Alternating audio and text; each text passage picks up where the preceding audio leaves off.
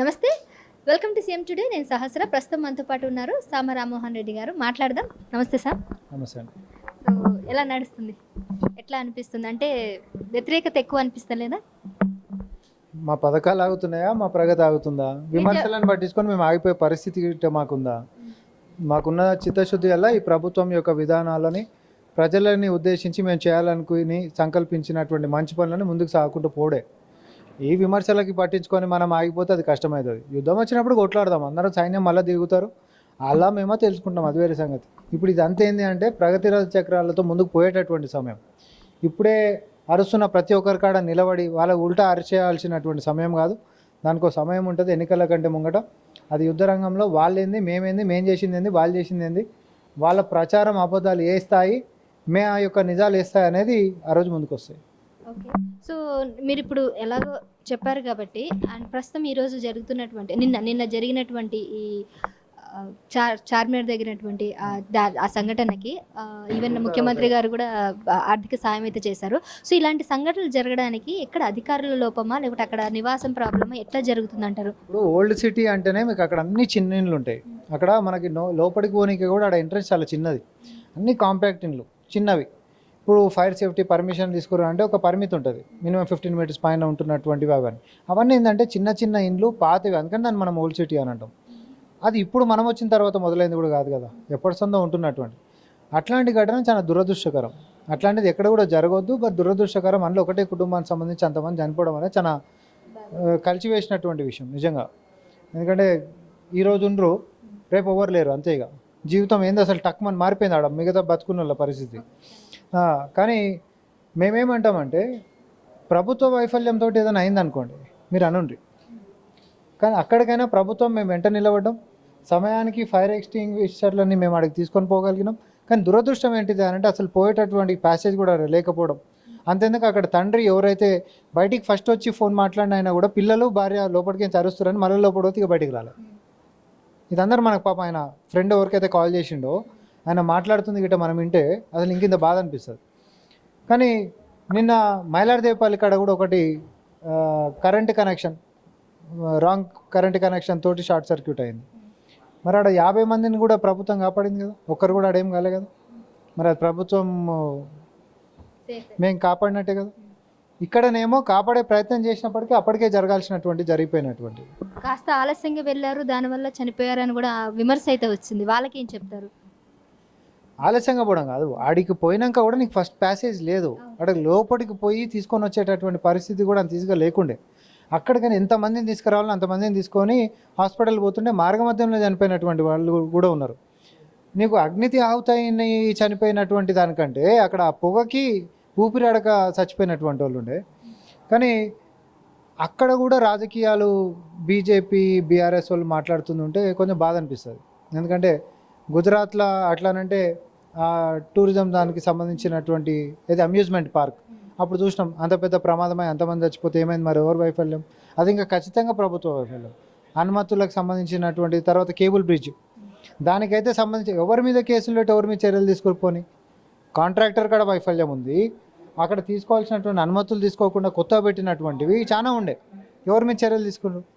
వాళ్ళు పరిపాలించేటటువంటి రాష్ట్రంలో బడాబాబులను కాపాడడానికే పేద ప్రజలని బలిస్తారు అనేటటువంటిది చాలా స్పష్టంగా ఉంటుంది బీజేపీలో.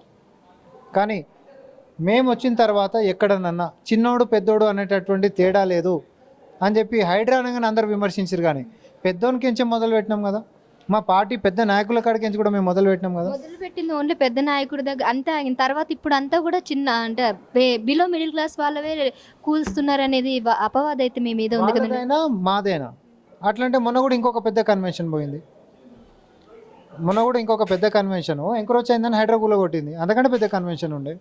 ఈరోజు కుక్కట్పల్లిలో హైడ్రా కూల్చివేతల దగ్గరికి మీడియా సంస్థలు ఎందుకు మీరు అనుమతి ఇవ్వట్లేదు? అసలు నిజాల కంటే అబద్ధాలని బయటికి తీసుకొని పోతున్నటువంటి వాళ్ళు ఎక్కువ జమ అవుతారు. ఇంతే ఉన్నది చెప్తున్నా, నేను ఉన్న నిజం చెప్తున్నా. కొంతమంది మీడియా ముసుగులో వచ్చి బీఆర్ఎస్ పార్టీకి పనిచేస్తున్నటువంటి వాళ్ళు లాస్ట్ టైం మనం చూసినాం, అక్కడ ఉంటున్నటువంటిది ఓనర్లు కూడా కాదాడ, రెంట్కు ఉండేటటువంటి వాళ్ళు. ఇంకొక దగ్గరనేమో ట్యాంకర్ల దందా చేసేటటువంటి వ్యక్తికి అసలు ఏం లేనటువంటి పేదోడిని రోడ్డు మీద వేసేసారని చెప్పినటువంటిది. అక్రమంగా కట్టి చెరువులో కట్టి ట్యాంకర్ల దందా చేసుకుంటూ ఈరోజు లక్షల రూపాయల నెలకు సంపాదిస్తున్నటువంటి వ్యక్తులని కటిక పేదరికంలో బతుకుతున్నటువంటి వాళ్ళు నిజాయితీగా కొనుక్కొని కట్టుకున్నటువంటి ఇల్లు అని చిత్రీకరించారు. సమాజంలో మీడియా అనేటటువంటిది న్యాయం దిక్కు ధర్మం దిక్కు ఉందామా, లేకపోతే అన్యాయం చేసిన దిక్కు నిలబడేసేసి ఇదే నిజమని నమ్మిద్దామా? చెప్పండి నాకు. అంటే అలానే అందరూ కాదు కదా, ఇప్పుడు కొంతమంది నిజంగా వెళ్ళి ఏం జరుగుతుందో చూపిద్దామన్నా కూడా అలో చేయట్లేదు కదా. కానీ అందరు కాదని మీరు అంటారు కానీ నాకు కొందరే తీసుకొని పోతున్నటువంటిదే అందరికీ మళ్ళీ చూపిస్తూ ఉన్నారు కదా. విషయం అక్కడ వస్తుంది అసలు సమస్య. ఎందుకు లోపల జరుగుతున్నటువంటి విజువల్స్ తర్వాత మేమైనా ఇస్తున్నాము, అన్ని మీడియాలలో శాటిలైట్లలో ప్లే అవుతుంది, యూట్యూబ్స్లలో కూడా మేము లింక్స్ ఇస్తున్నాం. అది ప్లే చేయరు ఉన్నదే కదా. ఎక్కడ చెరువు ఉంది, ఎక్కడ సర్వే నెంబర్లు ఉన్నాయి, ఎక్కడ దాకా డిమార్కేషన్ అయింది, ఎక్కడ దాకా ఎంక్రోచ్మెంట్ అయింది, అన్ని చెరువులు కూడా హైదరాబాద్లో ఉంటున్నటువంటి ప్రతిదీ డిమార్కేషన్ తోటి మేము ఇచ్చినాం కదా. చూపెట్టరు, ఉన్న నిజాలు చూపెట్టండి.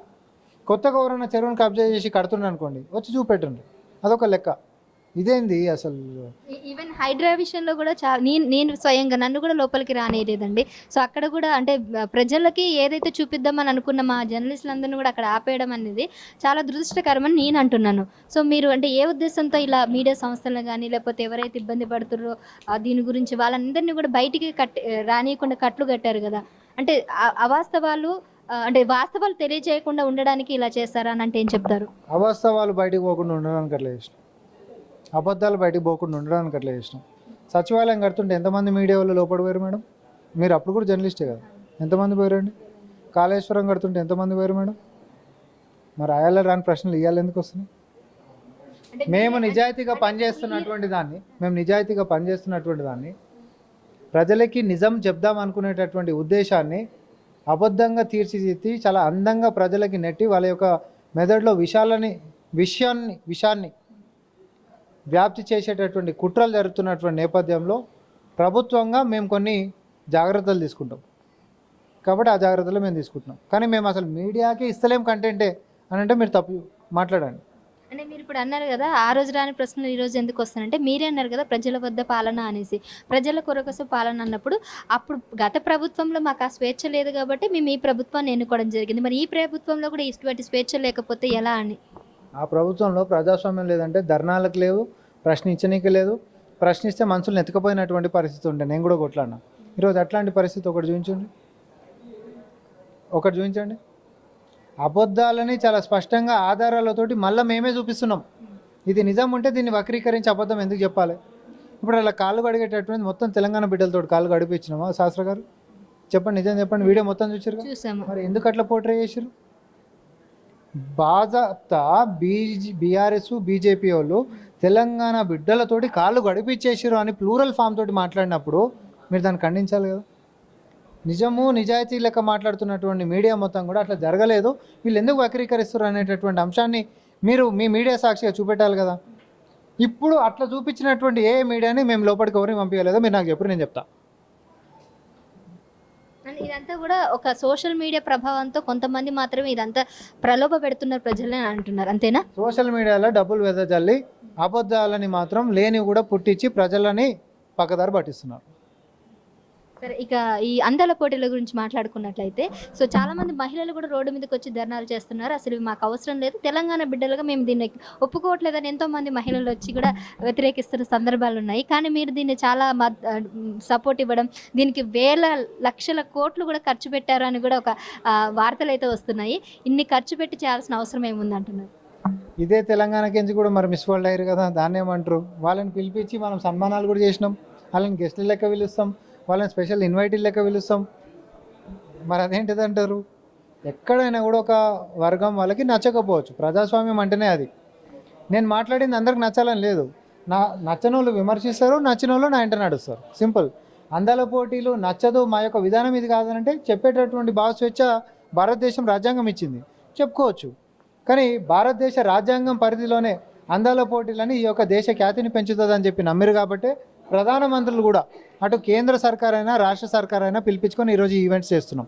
అయితే మీరు కొన్ని చాలా కోట్ల రూపాయలు ఖర్చు పెట్టకుండా మరి చేస్తారు, ఇక్కడ మిగతా ఏమో వదిలిపెట్టిరు అని అన్నారు. చాలా కోట్ల రూపాయలు మనం ఏం పెడతలేము. మొత్తం అధికారికంగానే మేము చెప్పినటువంటి ఖర్చు 27 కోట్ల రూపాయలు మాత్రమే. ఆ 27 కోట్లలో కూడా స్పాన్సర్స్ ఎవరైనా వస్తే అది మన ఖర్చు తగ్గుతుంది. కానీ అందాల పోటీలు ఒక రాష్ట్రంలో జరిగింది అని అంటే వాళ్ళు అంతమంది ఆ సంస్థలు, తర్వాత దాని స్పాన్సర్ సంస్థలు అందరు ఇక్కడ హోటల్లో ఉండేటటువంటిదైనా, లేకపోతే ఇక్కడ వ్యాపారాలు చూసేటటువంటిదైనా, సభ్యత సంప్రదాయాలైనా, లేకపోతే ఇక్కడ మనకుంటున్నటువంటి ప్రగతి అయినా, వారి యొక్క సోషల్ మీడియా హ్యాండిల్స్లో ఈరోజు ప్రపంచంలో ఎంత పోతుంది. ఒక మిస్ వరల్డ్ కంటెస్టెంట్ వారి యొక్క ఇన్స్టాగ్రామ్లలో 8 లక్షల మంది మిలియన్స్ ఫాలోవర్స్ ఉంటారు. వాళ్ళు మన యాదగిరిగుట్ట టెంపుల్ వచ్చిర్రు, రామప్ప టెంపుల్ పోయారు, లేకపోతే ఇంకొక అడిగి పోయారు, మన సచివాలయం వచ్చిర్రు. ఇంత బ్యూటిఫుల్గా ఉంది సిటీ అనేటటువంటి వాళ్ళ ఫోటోలు పెట్టుకుంటే ఈ యొక్క నగరం యొక్క ఖ్యాతి ఎంత దూరం పోతుంది. అవన్నీ పక్కనేస్తే అట్లాంటి ఈవెంట్ని హోస్ట్ చేసేటటువంటి స్థాయిలో సత్తాలో తెలంగాణ ఉంది అనేటటువంటిది ప్రపంచ పటంలో మన గురించి మాట్లాడతారు. That is not state news, that is not national news, that is world news. Miss world అనేటటువంటిది వరల్డ్ న్యూసు.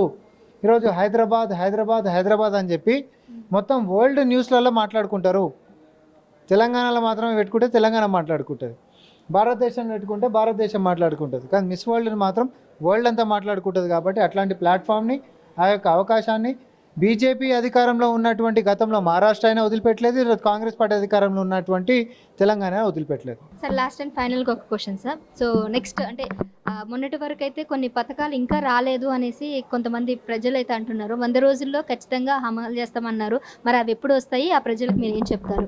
ఒకటి శాస్త్ర గారు, మన శాయశక్తుల ఇంటి సంసారాన్ని చక్కదిద్దుకుంటా, రూపాయి పోగు చేసుకుంటా, వృధాని ఆపేసుకుంటా, మనం ఎంత ప్రజలకు చేయాలనో అంత మనము మన శక్తికి మించి ప్రయత్నం చేస్తూ ఉన్నాం. ఈ ప్రభుత్వం, ముఖ్యమంత్రి గారు చెప్తుంది కూడా అదే.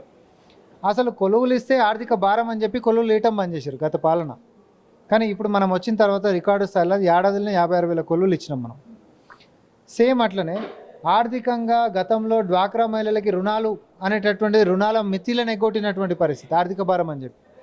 ఆర్థికంగా పరిస్థితులు బాగాలేవని చెప్పి 1వ తారీఖు జీతం వేయలేనటువంటి దుస్థితి. ఇవన్నిటినీ ఒక్కొక్కటి చక్కదిద్దుకుంటూ వస్తున్నాము.